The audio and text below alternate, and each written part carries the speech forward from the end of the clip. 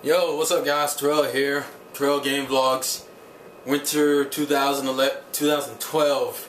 I keep thinking winter is like the winter of last year. So like, cause me personally, winter would be like, oh fuck it, I'm being stupid. Anyways, so this will be my first impressions on a whole bunch of shit. I figured I'd just make one big ass video.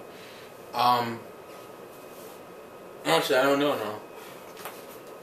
I figure I'm gonna make it one big ass video. If this is too long, I might just cut it up into smaller videos. We'll just see. And I'm warning you now, so don't bitch. Say, oh, it's too long. The video is long. And I was like, look at the time limit. Anyways, I'm kind of rambling. So, I don't have a direct memorization of everything in terms of every title I'm looking at. So I will occasionally pop over to, I have Crunchyroll here on my laptop, which is where I'm pointing. So I'm gonna occasionally like run over, look, and then come back and talk. Actually, I'm gonna do that right now because the first thing I want to talk about is I think one of the first things I saw. So give me 1 sec. What are you? What are you called? What did I watch first? I think I watched Another or Brave 10 first. So we're gonna go with Another. In terms of first impressions, I know I was watching actually Another and Brave 10 will kind of go together because there's like this one main thing I caught right off the bat with both of them. They both seem to either have a catchy opening, like it seems like a lot of the openings this season have gotten better. Like the opening for Another was actually really catchy but creepy, and the first ending for Brave 10 is catchy but it's catchy. It's actually pretty cool, catchy. I know Brave 10 is licensed by NIS, and I know that's going to be Blu-ray and DVD combo. So for you subtitle purists, and for you I want this cheaper purists, you'll get the whole series from NIS. Just to talk about my first impressions on Another, and then I'll go to Brave 10. Another for those who don't know, it's essentially a horror mystery show where it's like you're told this story at the beginning about this girl named Misaki, who was in class 3 of the 9th grade, and she died, but everyone acted like she was still there because to everyone else, I guess she was still there. And they did this until they fucking graduated. And then like, as the beginning scene is going, it gets cut off and it's like, intro. And then you're introduced to like this kid who apparently is transferring to, I forget the name of the actual town, but like transferring to the town. He has some student council kids come and like welcome him for like the next day because he was in the hospital because he got sick. Because you find out later that he has like his father's in India, so he had to like move with his grandparents, and he has a hereditary lung condition that kind of just fucked up on him. His father was like, "Oh, it only happened to me twice, and I was good," and which I know is gonna play in. You don't just mention that you have a lung condition and then it only get brought up once. I'm assuming this is gonna get brought up again. And then so he goes to this. So he's in the hospital that night. And that night, he's going down to the elevator to call his dad. This is before he called his dad. He's getting on the elevator, and this girl with like an eye patch on, holding like this really ugly ass looking doll. And she goes all the way down to like the boiler room. He's like, what the fuck do you need to do here? He's like, oh, I have something to deliver. It's like, in the boiler room. It's like, yeah, I gotta deliver something to my other half. And it's like, what the fuck? And then like, things going normally. And then so, you know, you have your introduction school sequence and everything's cool. And then all of a sudden, you get to this point where like, because the girl he was talking to with the eye patch has the same outfit. Has like the same school outfits from his school. Also, her name is May. So he asks like one of the girl students, where the hell is May? And she's like, who?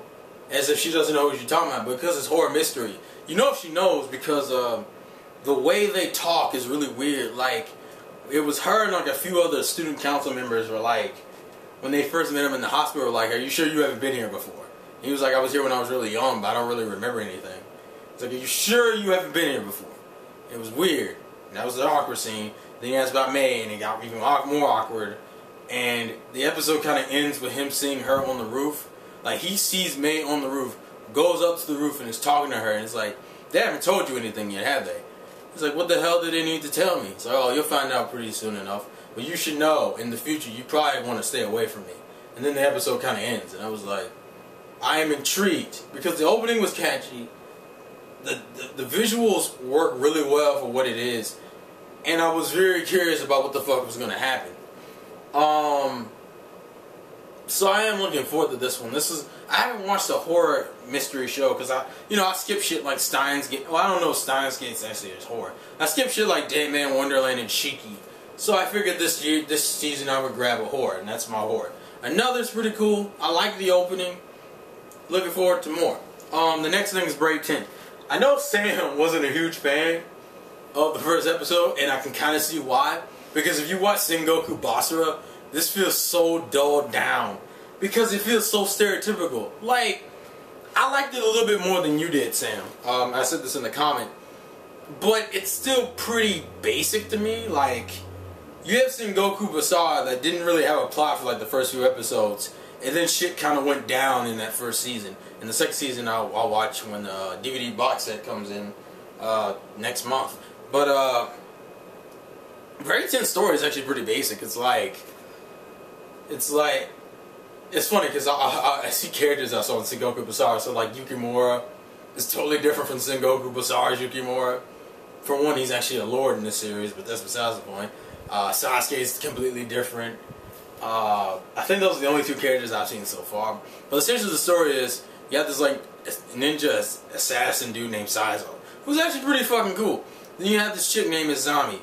Izami, I know Sam, you didn't like her, but I thought she was pretty decent. I mean, I didn't have any really issue with her. She was kind of basic. I kind of like her personality. Essentially, Izami apparently is like the survivor of a massacre, and was wandering around in the woods where Saizo just happened to be walking, and she wanted him to protect her. He said no.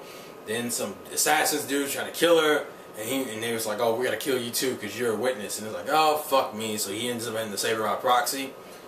And then essentially that happens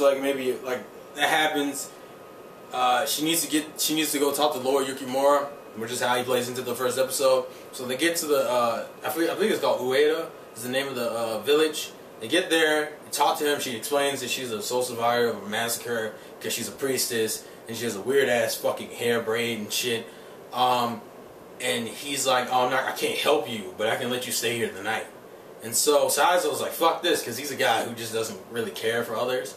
He tries to leave, and Isami's following him. And it's like, oh god, it's going to be one of these situations. So, once again, he's like, I don't really give a fuck. He tries to leave. Some more ninjas, some more fucking assassins try to kill him. You find out Yukimura was using them as bait to figure out what the fuck was going on. They're fighting. Saizo's a badass. Him and Sasuke don't like each other, and he doesn't trust Sasuke or Yukimura. Sasuke still is underling, just like in Sengoku Basara. He's just not as cool as he is in Sengoku Basara, in my opinion. They kind of duke it out for a little bit, and then we find out that Isami is one of those typical girls where it's like, oh, she has like a basic personality, but she has like this power to destroy shit. Because like something like she gets splattered with blood after Saizo kills off one of the guys, and like I guess it makes something react on her some light on her fucking tiara, whatever the fuck, and it just destroys everything. And then the whole name of Brave 10 apparently comes up with Yukimura is going to end up gathering around 10 fucking warriors to essentially do something against whoever's trying to like kill Izami. And so, but what I didn't understand at the end is like at the end they made up some stupid shit like as if Saizo owed her another debt, which is the reason why he couldn't leave at the end. Which didn't make sense because the only debt this is how it worked. It was like he saved her, so she treated him to lunch. She brought her to Yukimura, and she didn't do anything. But Isami just wanted him to stay. So I don't understand what did he owe her? That's like I thought that was really bad for the first episode to like be like, oh, you owe her a favor. What kind of man doesn't keep up on his favors? That would have been fine if he had actually owed her a favor, but he didn't. Like, what was the favor he owed her? What? Because he didn't owe it. She hadn't done anything to warrant a favor. Like, ain't like she protected him or anything. It's like, I didn't understand that. It's okay in terms of a first episode. It was okay, but it seems incredibly generic. That's just me. Like, it seems like one of those things I'll shut my brain off and just watch. That's the only problem I have with it. Like, I still would vote Sengoku Basara over this because Sengoku Basara didn't come off looking generic as shit. They actually felt like a war between different fucking lords and shit. Whereas this one just feels like, oh, we're just gonna recruit a whole bunch of niggas. And Asami's like God, apparently. Like, that's what I'm expecting. That's what it's gonna be. It's like some stupid. There's gonna be some stupid love shit at the end of it, which isn't necessarily bad. It's just, you know, it's not necessarily interesting. So that's that. What the fuck else is there? What else? I did not watch the Marutsu Pirates, nor do I care to. I just really don't give a fuck. I'm sorry. Oh, here we go. One I watched last night. Natsu de Matteru. I just said it. What is it? Natsu de Matteru. I know this better have better English translation. I know this one got picked up by Sentai. I watched this one last night. This is probably my favorite out of everything I've watched so far because it feels like Toradora without trying to piss me off. And I am fairly interested in the plot because it's like a romantic comedy. It's kind of interesting for really one thing. This one I'm not really memorized the names of yet because I watched it last night. It's a little, like, the names aren't fresh in my brain. Like, I believe one of the dude's names is Kaito, and the girl's name is, like, Tatsuki, and, like, Tetsuka, and, like, Raymond. Like, I don't remember all the names. But here's the story for Natsu de Matteru. It's like, essentially, this dude lives in the country. He's recording things. He wants to make a movie for the summer. And, like, the episode is him talking, having, like, these deep thoughts about film and life and death and not wanting to leave and wanting to leave something behind. And, like, he's like, talking about how film relates to it, which I thought was pretty cool. And then all of a sudden, you see, like, something fall from the... Not like... You don't even see it fall from the sky. You just see, like, this random explosion. Because he's on a bridge while filming this. It's like an explosion. He falls back and, like, bangs the shit out of his face on the side of the railing and flips over the fucking bridge. And I was like, we're only like 2 minutes. Now, mind you, this happened in the course of like 2 to 5 minutes. I'm just like, what? And then the episode kind of starts with him in his bed. And then, like, it kind of goes into the daily life of this kid. And so, essentially, we've had this fucked up notion of some bright shit falling from the sky. The force of its landing, knocking this kid and essentially almost killing him, if not killing him. And you see, like, our arms stretch out to reach him. And then it cuts over to the opening. And then it cuts back to him, like, in his room. And then, like, you'll find out later in the episode he has, like, a hickey or some red dot on his neck that everyone thinks is a hickey. Essentially, it's like 4 girls and 2 guys, which is kind of like Toradora for the most part in terms of grouping. Because the dudes who I think it was the people who did the character designs for Toradora are doing the same character designs for this anime, and you can really tell with the girls. Maybe not the guys, but you can really fucking tell with the girls. Like, Raymond looks like Taiga, and what's her name? Tatsuki, I believe is her name, the red-haired chick, looks like fucking, what's it, let me get the box set, actually. Looks like her. I forget her name, though. I forget her name because she was like one of the more annoying characters in Toradora. So you can tell about the designs, but essentially it's like basic school life shit.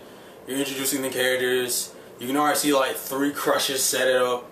Like, the main character liking the main girl, which was obvious. One of the girls' names is Miho. She's like the overly pretty one who seems to have a crush on like the main character's best friend. And then you also have this other girl, this short blue-haired chick who looks really like stock, who you can already tell has a mild crush on like the main character too. So triangle already set up. The also other point of the plot is that his sister, he lives with his sister because his parents are dead.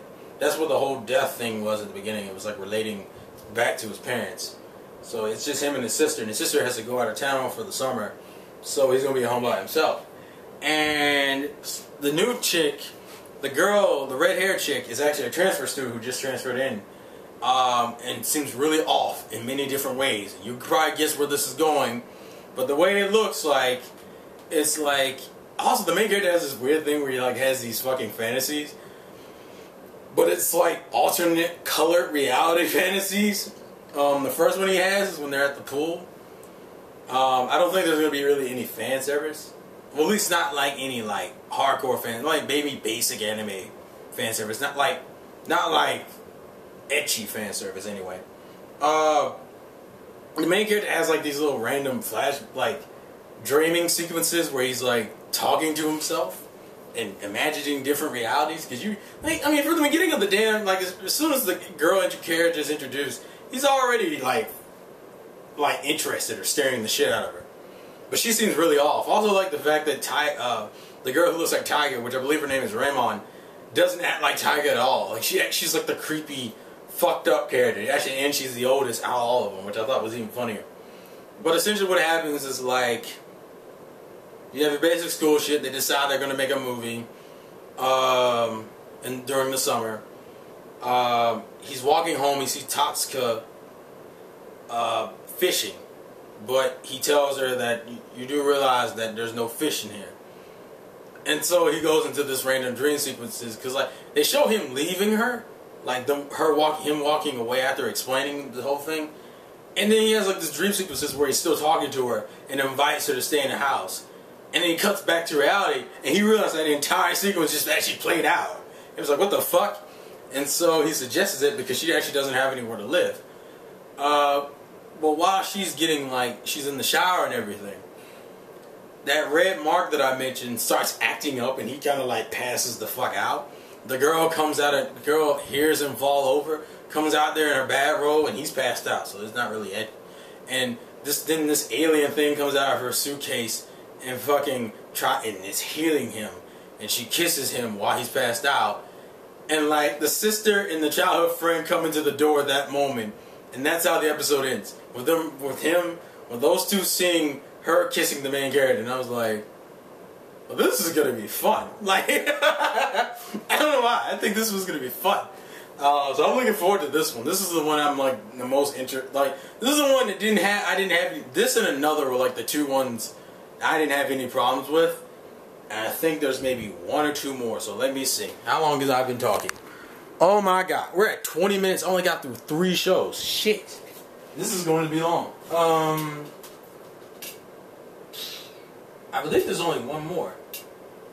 Yeah, there's only one more in terms of simulcast. And that is Listen to Me Girls, I'm Your Father. It's me, so it was kind of typical to expect that I was going to have an ecchi. This one has a similar premise to Asterata's Toy, but not really. And let me explain this one. This one was like one of the ones I liked until we got to a certain point in the episode and I was like, oh god, if they go down this road, I'm gonna be pissed. This is what I mean when I say it's a little... the premise of the show is kind of similar to Usagi Drops. You have this college boy. He lives in college, everything's cool. He has an older sister who's married and who kind of married into some like kids. Like she has one daughter by that man, but the man already had 2 daughters beforehand. So it's like 3 kids, and she's already married and everything with her husband, and that's like the main character's older sister. So the main character is like, I believe his name is Sagawa. I'm trying to make sure the camera doesn't fall. Long story short, there's a lot of things I could have mentioned, but let's just say he gets introduced to his first college love, which is this girl named Raiko, who I really like because she's not like typical anime main female. She's kind of like weird. She likes to troll niggas. They also have the same major in college. But essentially what the story is that she tricks him into going to her house because he's not really family oriented, but obviously she is. But he's not. But like he tricks her into going to her house because the trick is that her and her husband have to like go off and like for a while, like a few days and shit, or like a week, or I forget how long, and he has to watch their kids. Now, the reason why I say that's the Russ's toy thing is that we find out from the 3 daughters, from the 2 daughters that aren't hers, like aren't from his sister's womb and shit. One of those 2 daughters has a crush on him. Now, the daughters' ages are as follows. One is in 7th grade, one is in 5th grade, and one is fucking 2. The one that's 2 is obviously the one that's by his sister. The other 2 are just from, like, the father. Apparently, the plot of the story actually is that these parents are going to go missing. And he's just going to have to watch the kids. Now, the Atsurate's toy problem comes in because one of the younger sisters, one of the girls likes it. Like, the 5th grader does. Which already bothers me in that aspect. And you can already tell there's some etchy moments because, like, when he re-meets that girl in the anime at the end of the episode, he opens the door on her while she's changing clothes, which is one of the most typical etchy anime setups they do. The problem I'm going to have is if they go the stupid route like Astaroth's door did, where it's like, oh, I'm going to date a minor. Which I don't think they are, but like, there's a joke in here where he was blushing and it kind of bugged me. Mind you, Raiko kind of trolled him because the sister came to visit when she just came to visit before, when she asked him to come over without telling him why. He was hanging out with her and she like trolled him because she was wearing this like revealing ass outfit and then took off that outfit to reveal like a toga and told him to hold her bags, and the bags she had was like full of like lolly hentai bullshit. And so when he ran into his sister and then he left with his sister, he was still holding the fucking bags. And so his sister's like, oh, so you're in the lollies. And I find that ironic because, you know, taking care of 3 little girls. I like the character development they gave the older sister because obviously we're not going to see her for like the rest of the fucking anime. Maybe like episode 13. The only thing I really have a problem with this show is that this show takes... Also, we do know there's a hint that he's not a huge fan of her marrying into like 2 other daughters because there's a small flashback showing that. But like, I feel like this camera's going to fall. But like... the anime's fine. The only thing I'm worried about is they're going to that stupid Astaroth's toy route where he falls in love with the minor instead of the older woman. Like they did with Naoya, where he fell in love with Mercelda's daughter and not Mercelda, even though you had sex with Mercelda. Which made even fucking less sense.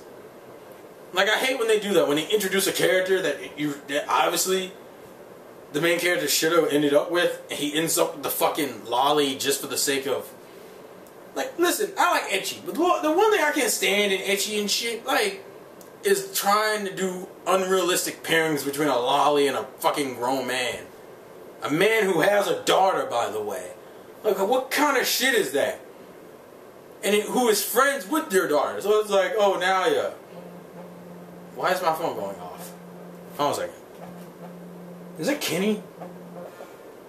I'll call him back after this. That was one of my friends. I gotta call him back after this. So I'm gonna wrap this up actually pretty quickly. That one I'm enjoying and I think should be good. It's just whether or not like they try to piss me off with the lolly like being the main love interest. That's all I have to say about that one. But that's essentially my thoughts on the newer shit. Those are 4 series. So it's Brave 10, another Ano Natsu de Matteru. I cannot pronounce that. And listen, girls, I'm your father. So it's a kind of good mix. You have a shonen, a horror, a romance comedy, and an ecchi. So we'll see what happens. I will still say that another and the romance comedy that I can't pronounce are like my 2 favorites. But I'm gonna call my friend back. And I'll talk to you guys later. Tell me what you guys are watching. If you're watching these shows, what are your first impressions of them? And how long is this video? Like 30 minutes? Oh, it's about 25. So I'll catch you guys later. This has been the Vlogs Again from your boy Terrell. Peace.